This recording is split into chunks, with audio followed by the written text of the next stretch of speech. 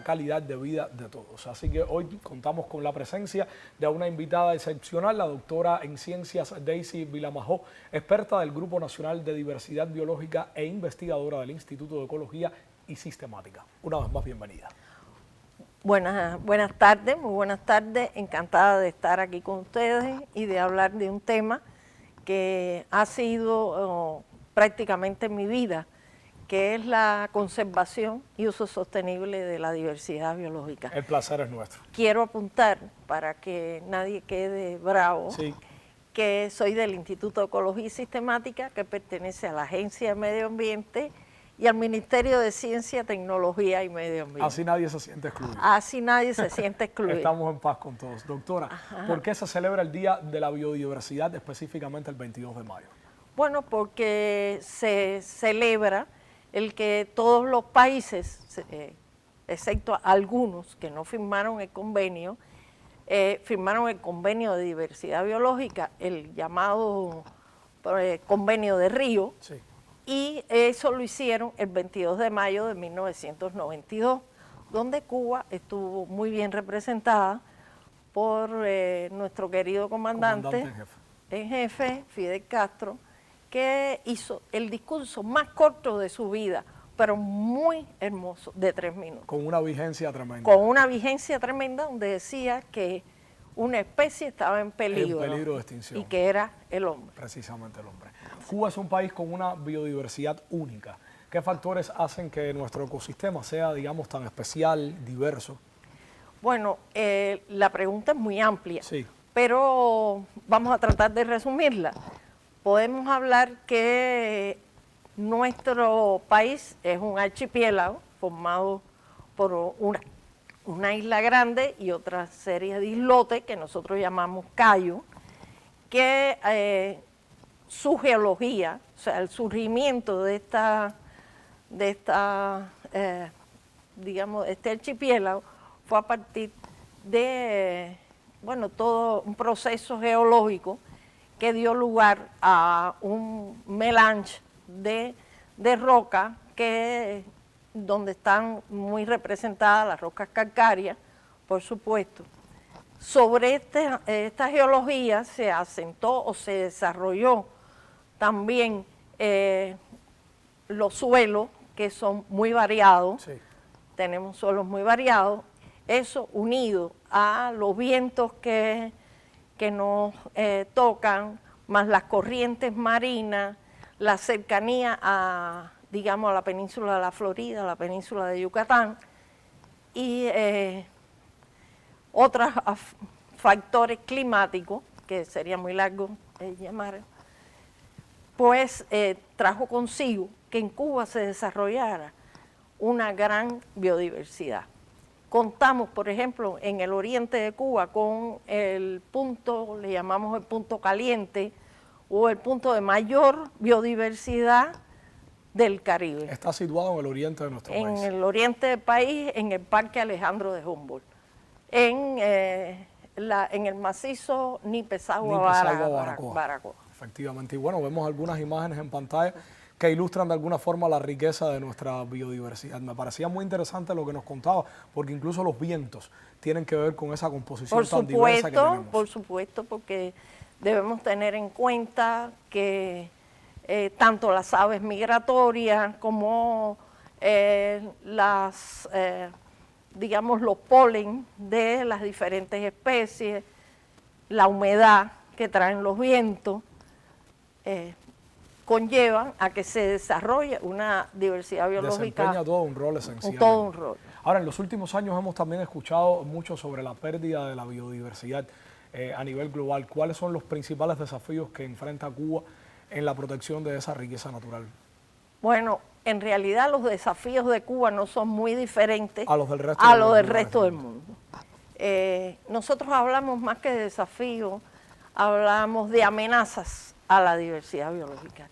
Y en este momento una de las amenazas más fuertes es el cambio climático, que muchas veces no se entiende mucho y trae consigo que no lo acerquemos tanto a nuestra realidad diaria. Sí. pero el cambio climático es la principal amenaza a nivel global. También están las especies exóticas invasoras, el desarrollo socioeconómico, por supuesto, que es el que ha llevado a ese cambio climático antrópico, porque hay que diferenciar entre las variaciones del clima, que son normales, y el efecto que el hombre ha llevado consigo y que ha provocado este cambio climático que es antrópico. Así es. Ahora, la biodiversidad no solo es un tema ambiental, es también, como usted bien decía, impacta otras áreas como la economía, el turismo. ¿Cómo pueden sectores como el turismo sostenible contribuir a la conservación de nuestros ecosistemas? Bueno, yo analizaba la pregunta y diría que más que contribuir a la conservación, puede contribuir a no deteriorar la diversidad biológica. Se puede fortalecer el turismo con un turismo sostenible. Puede ser perfectamente, voy a poner 2 o 3 ejemplos muy simples, que a lo mejor mis compañeros dicen, bueno, pero qué simples esos ejemplos, pero estamos en un contexto para que queremos que todo que le llegue y a veces descuidamos las simplezas que son las claves del éxito en muchas ocasiones. Por supuesto, entonces yo diría que pensar en una jardinería con especies nativas, ya hay compañeros que están trabajando en eso desde la ciencia, ¿no? Una jardinería con especies nativas en los lugares donde están enclavados los hoteles.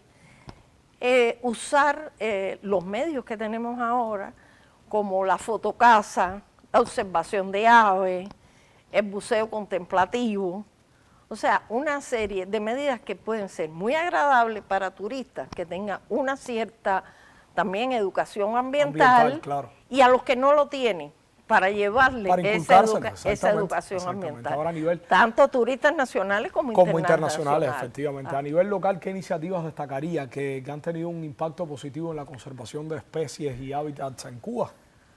Bueno, hay una experiencia que ya tiene unos años y que es un basamento del país, que es el Sistema Nacional de Áreas Protegidas. Como su nombre dice, bueno, pues este sistema trata de cubrir la mayor cantidad de ecosistemas cubanos. Que usted mencionaba el Parque Alejandro Humboldt y creo que está incluido también dentro del Sistema de Áreas Protegidas. Es un área estrella en el Sistema Nacional de Áreas Protegidas. Es parque nacional, tiene reserva de la biosfera, o sea, tiene diferentes formas de protección dentro de un mismo territorio.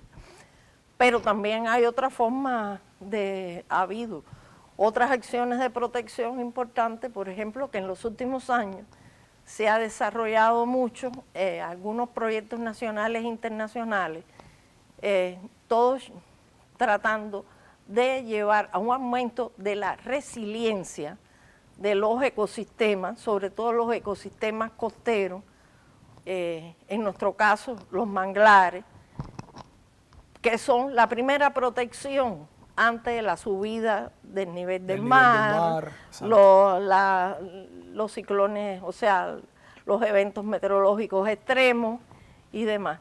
Con eso se ha estado trabajando con las poblaciones locales para que comprendan la necesidad de esa rehabilitación de esos ecosistemas. Yo creo que esas son acciones muy importantes que se han tenido en el país y que han dado ya han dado frutos, ya se puede ver que eso se ha adelantado. Exacto, resulta muy interesante el tema, doctor. Bueno, vamos a volver en un segundo momento porque todavía quedan muchísimas temáticas más por abordar sobre biodiversidad y sobre cómo Cuba también forma parte de todo un plan para proteger la biodiversidad, algo muy importante y muy necesario de conocer en los tiempos que corren. Mire el calor que está haciendo en nuestro país en este momento, de los efectos del cambio climático, y así que si estamos a tono con la biodiversidad podemos saber mucho más cómo cuidarla y cómo cuidarnos a nosotros mismos también. No se separe usted de la sintonía en tiempo real, que todavía tenemos muchísimo más para compartir en nuestra emisión.